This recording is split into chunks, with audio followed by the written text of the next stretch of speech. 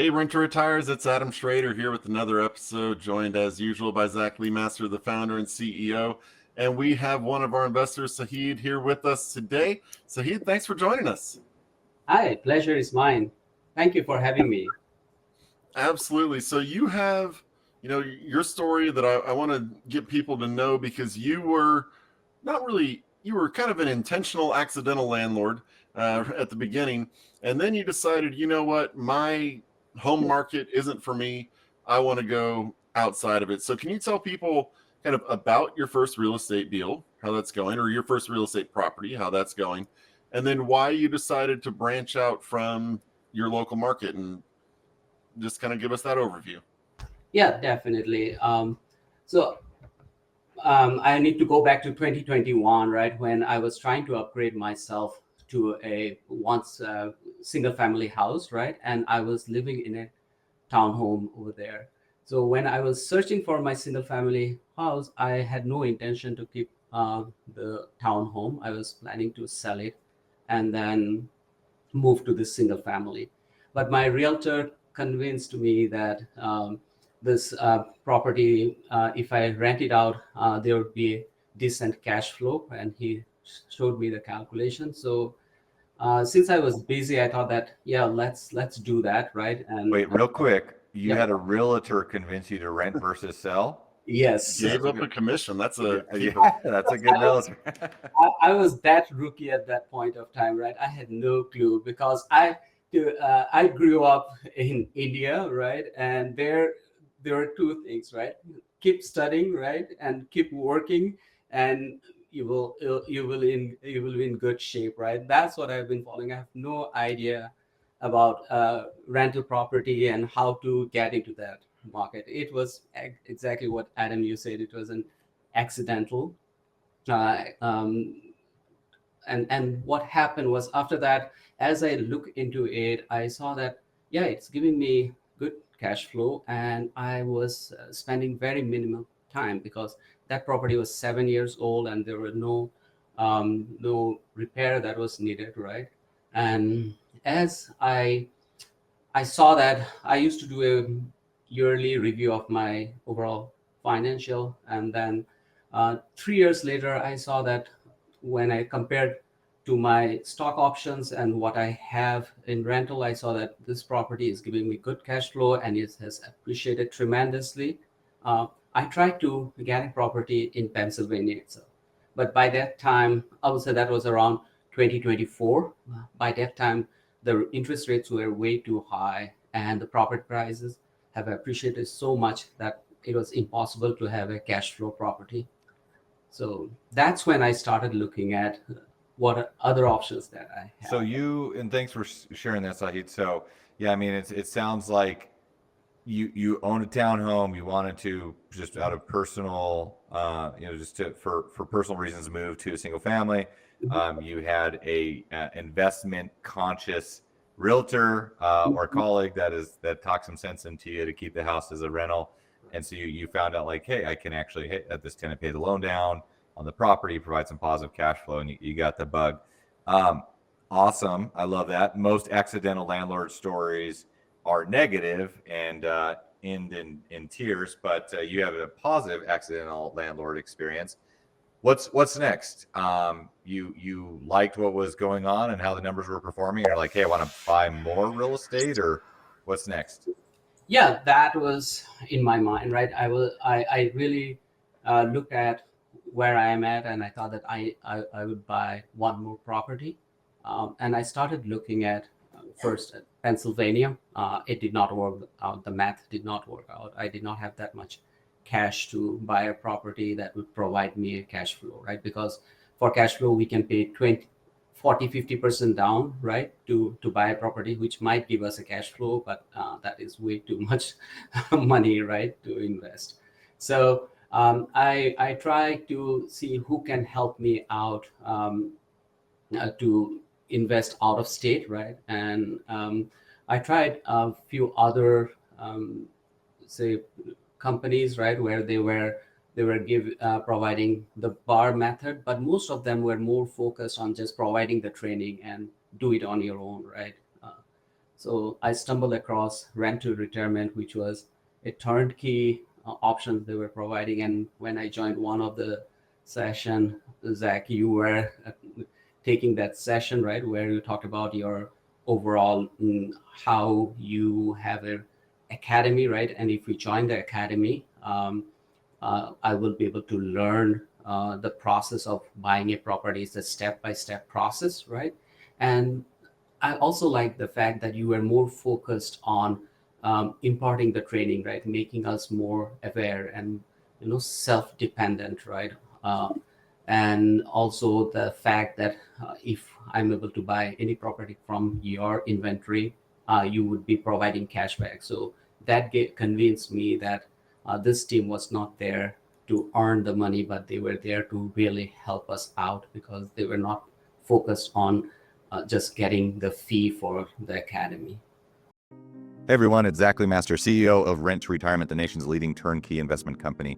Over 800 of our investors have already joined the Rent to Retirement Academy, where they've learned how to buy their first or next investment properties in 90 days or less. Academy members are averaging 4 properties per year using creative strategies to fast-track financial freedom. We teach you everything you need to know to be a successful investor from A to Z, including private lending, short-term note strategies, how to protect your assets, how to maximize tax benefits, everything you need to know to help you maximize your returns across the board. Plus, Academy members become immediate referral partners where you earn up to $1,000 per property that your referrals buy for life on every investment property purchase from all of your referrals. Last year, we paid over $160,000 to our top Academy referral partner. Our Academy enrollment is closing after the next 20 signups, and right now there's an exclusive 50% discount only available for the next 5 days. So to learn how you can join our exclusive Academy program today to fast track your success, click the link below and we'll see you on the inside.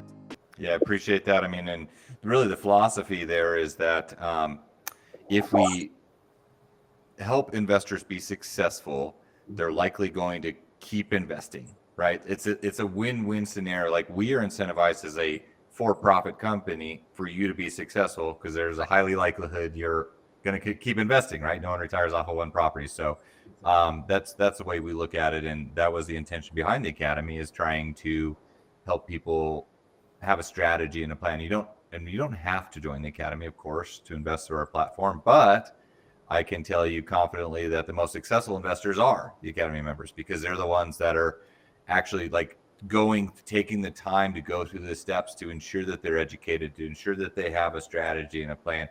And yes, it doesn't matter where you're at in your investing journey, whether if you're a already successful investor or if you're a brand new investor. Like, our goal is to cover everything, right? To make sure, regardless of where you start, by the time you come through that program, you're very sophisticated and at least can build out a strategy and have a higher propensity for success. So, but off of my my soapbox about the Academy, Saheed, let's talk about your first out-of-state investment property.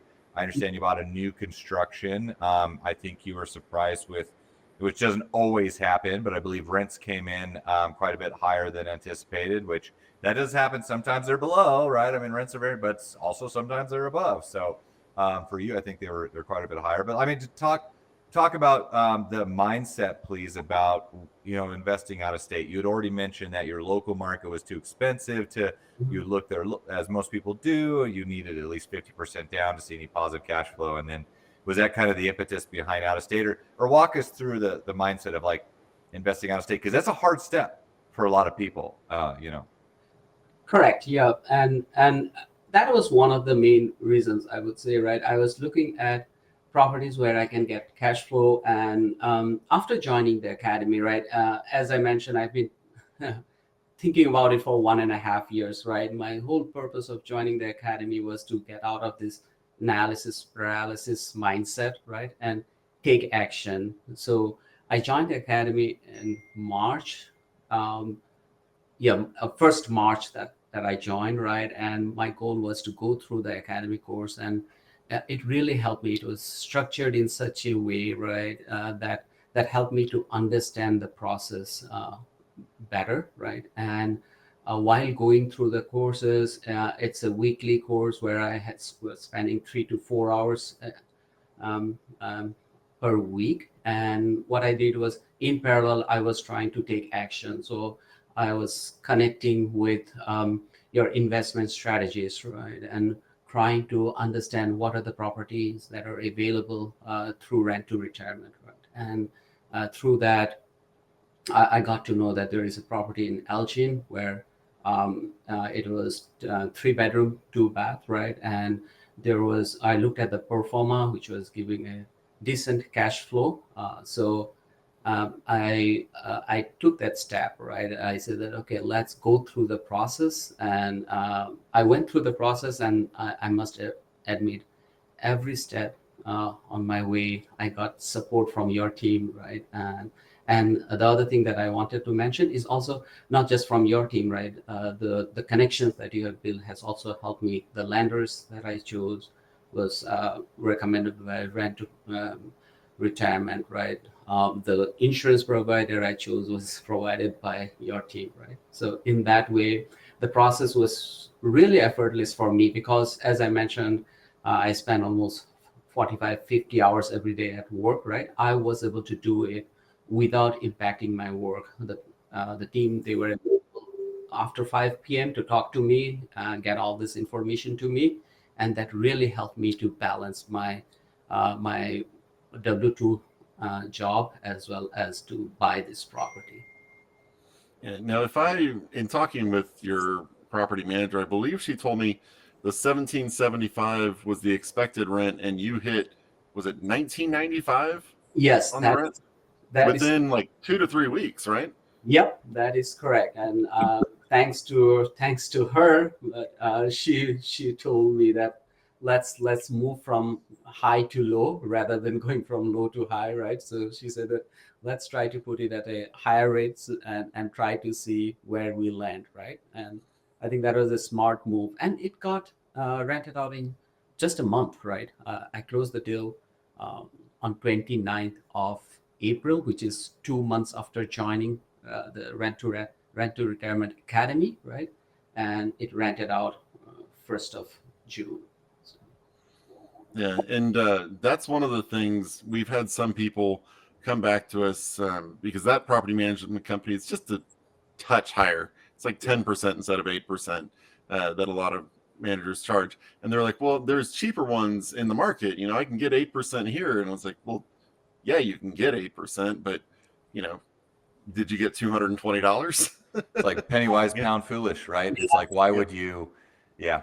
You get what you pay for, right? So for me, my philosophy is always, if I need to pay higher, I will do that as long as I get the service that I need, right? Similarly with most of the cases, right? What I did was I just make sure that it was at par with the market, right? Yeah, if she has asked me 15% or more, I thought about it, right? But I knew that it can range from anywhere between 6 to 10%. So I went with her. Yeah, that's great. I mean, property management is such a key piece, right? Paying for good ones and having good relationships is, I mean, so vitally important. The 1 or 2% that you can negotiate, it's like, you know, if they just keep the property rented in a week longer or reduce maintenance by, like, there's so many other ways that you actually end up benefiting more, but it's hard to quantify that. So same thing, I think, when people think about fee structures on the front end and they try to negotiate everything, it's like, man, sometimes the relationship, in most cases, the relationship is more important than the fee structure. I understand there's a place and time to think about fee structure, and that's a piece of it, but like, don't interfere in building a relationship that is going to be way more beneficial versus, you know, getting caught in the weeds of arguing about it, you know, a percent or something of fees. But anyways, we were talking before we recorded here, Saheed, about like your mindset about real estate. I'd like to hear a little bit more about that. As you know, because you were one of these individuals recently who's done a great job taking action. So I commend you on that. I mean, within 2 months, I think what I heard you say is you joined the academy, closed your first out-of-state deal, ended up being a big win, and like you went through all the content. It's like, that's huge, right? That is exactly what we talk about when we talk about taking action. And not everyone has to work at that speed, but at the end of the day, it's like, if this is something you want to do, then we encourage you to do it, and we try to give you all the tools and resources and accountability to go out and do it, right? Which you did. So I absolutely love that. Talk to us about the mindset, though, of real estate, because everyone has a different why. There's plenty of different things in the world to invest in. There's plenty of different ways in real estate to invest. But like, why did you choose rental real estate? We understand that you kind of learned from the accidental landlord piece, Correct. learned about cash flow, but okay, why did you continue to invest in real estate versus other things that you could have done? Yeah. Two aspects to it, right? As I mentioned, I always do at the end of the year, I think about like what is next in my life, right? Uh, One thing that I really thought hard about is I have two kids, right? And I thought about the generational wealth, right? What would give me that generational wealth when I will not be able to work or say I pass away, right? I see that rental investment or properties is something that I can pass on to my family, right? Which I did not get from my family, but I think that that is very important because then they are not going to start from scratch. They will have at least something to build upon. So that was my first motivation. My second motivation was also to diversify, right? So as you know, in WT job with AI and new technology, you never know when when you are out of job, right? And this is the reality of this world, right?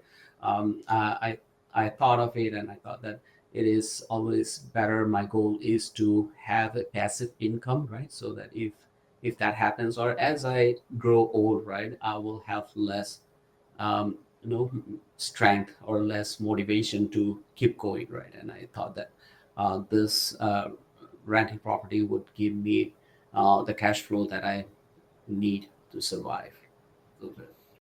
90% of real estate investors miss key tax savings by overlooking deductions. Flipping houses, managing rentals, or growing your real estate empire? Make sure you've got experts in your corner, especially when it comes to taxes. That's why we turned to Nevada Corporate Headquarters, the experts who help us reduce taxes and set up our real estate LLCs. With 35 plus years of experience and 17,000 five-star reviews, Nevada Corporate Headquarters helps you manage properties across states, navigate tax laws, and protect your assets, all with a real estate LLC. Visit nchink.com/RTR to schedule a free real estate LLC formation and tax consultation. Plus, receive a free guide to safeguarding your assets. Want to earn monthly income without being a landlord?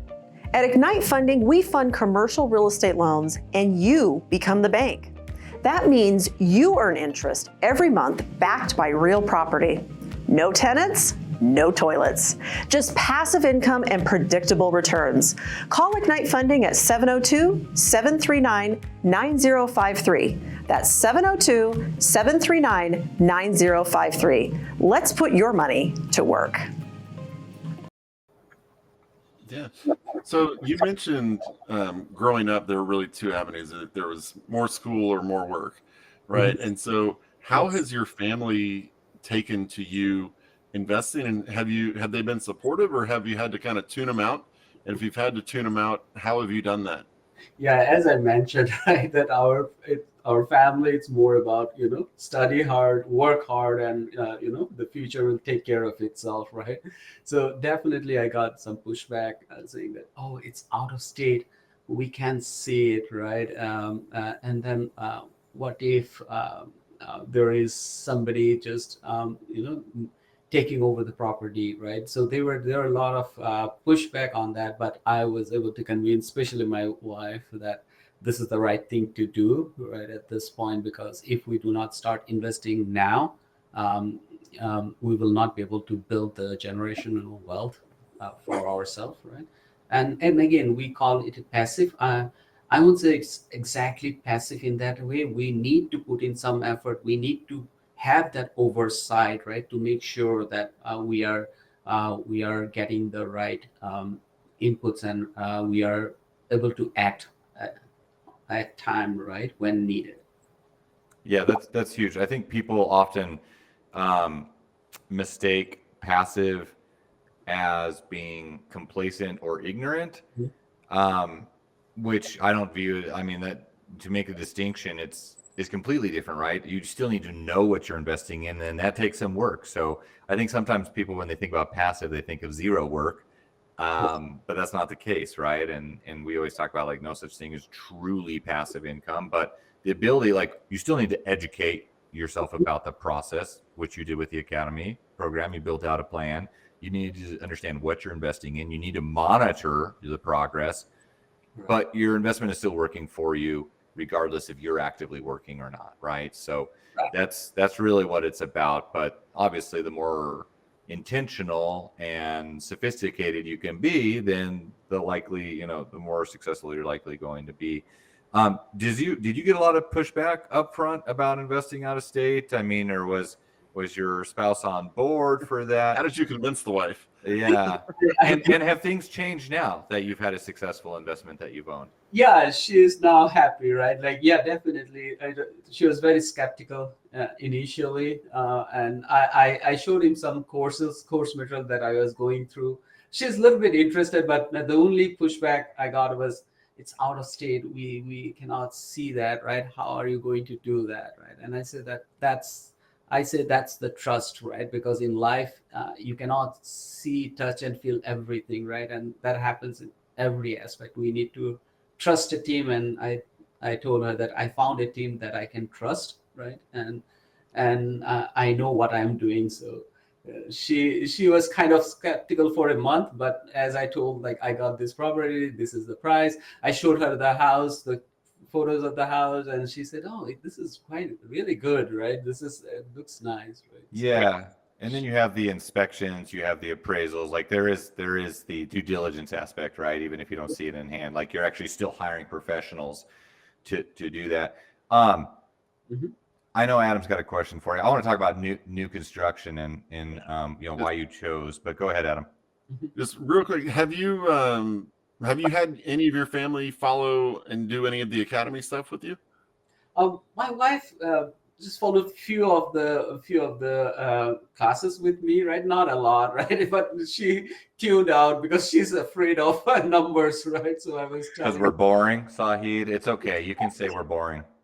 yeah, I was telling her just the ideal concept, right? That you have, Zach, and I was just explaining that she was able to get a little bit of it, but was not able to, absorb all that information, right? I said, well, I always talk about, just generally talking about investing and journey and stuff. I use the term we, is it like my wife and I. The reality is my wife wants nothing to do.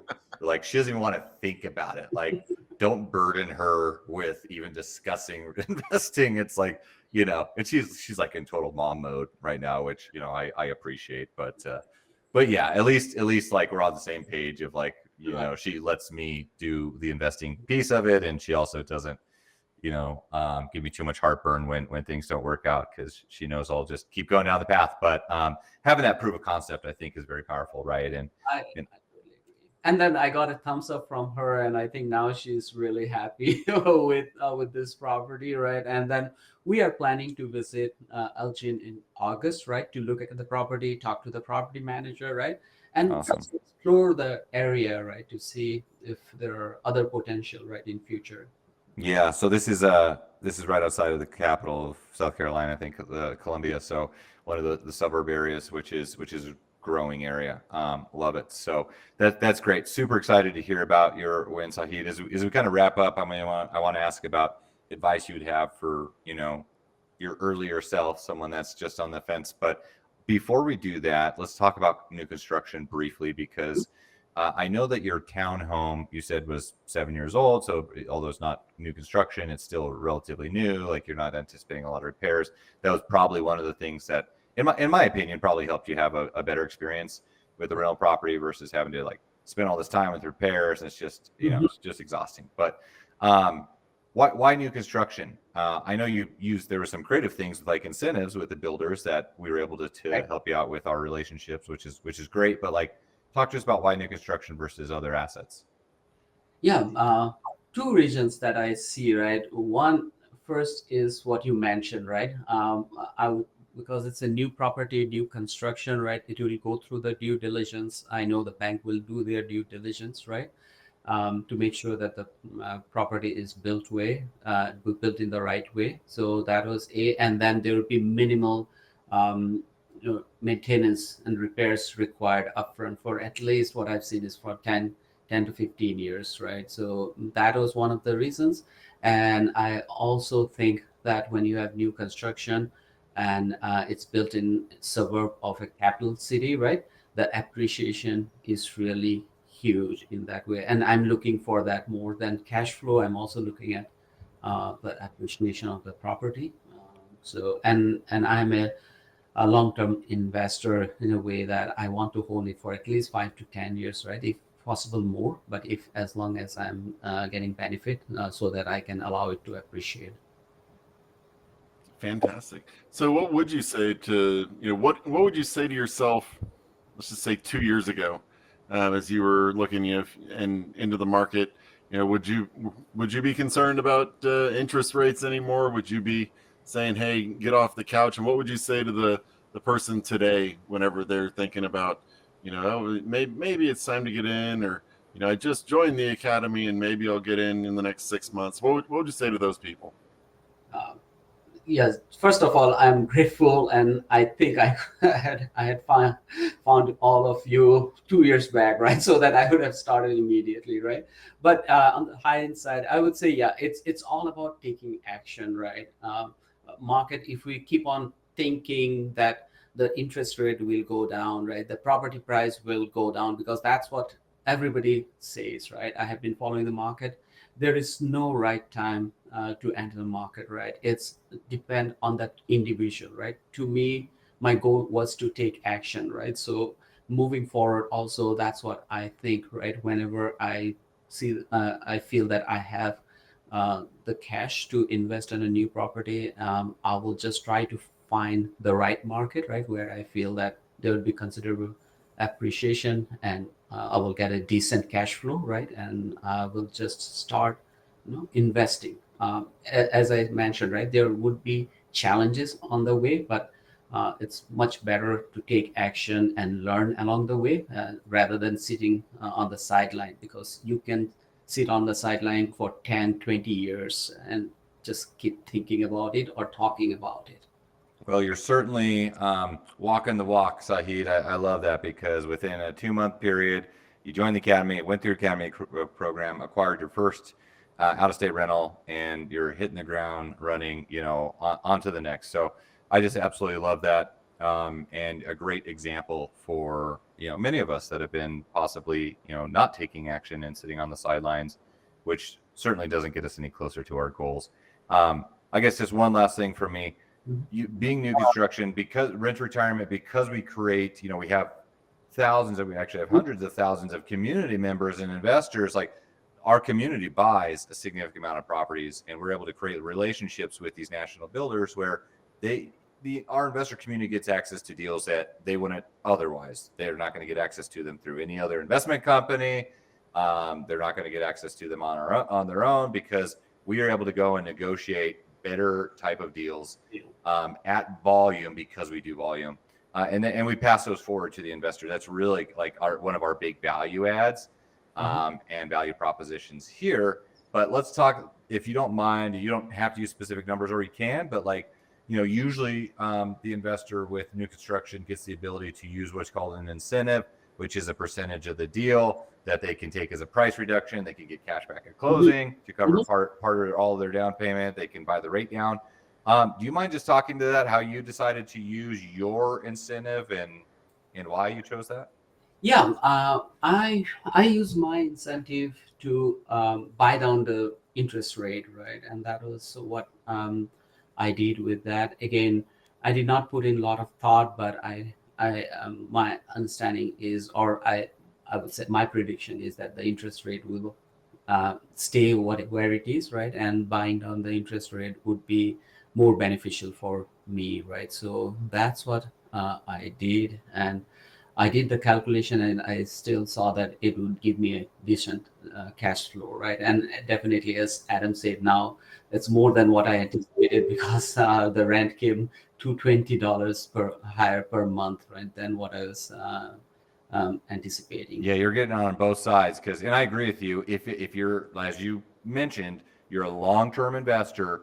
If you're buying the rate down for a long-term hold to allow you to cash flow better on the property, like you have to hold it, I think, for a period of years for that to make sense. But certainly that does make sense from a cash flow perspective. You're holding long-term, and yeah, you got a double whammy because you got a lower interest rate on a fixed 30-year fixed loan plus a significantly higher rent. So I think you're sitting in a good position from a cash flow perspective, right? And the other thing I wanted to mention about being part of the rent to retirement community, right? I think Adam, you might remember, like when we did the appraisal came a little lower than what the builder has requested, right? And without saying anything, Adam was able to negotiate and come down to that price, right, which was provided by the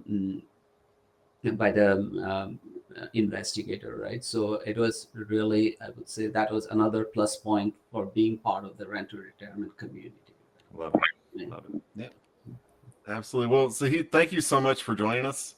Really appreciate you telling your story and hopefully inspiring others to take action. Everybody, if you want to see our properties or check out the Academy or do anything like that, the website, as always, is renttoretirement.com. That's renttoretirement.com.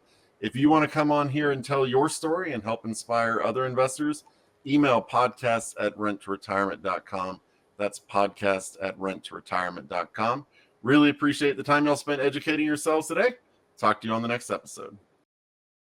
Thanks for watching the Rent to Retirement YouTube channel. Check out some of our other videos, like this one, or this one here.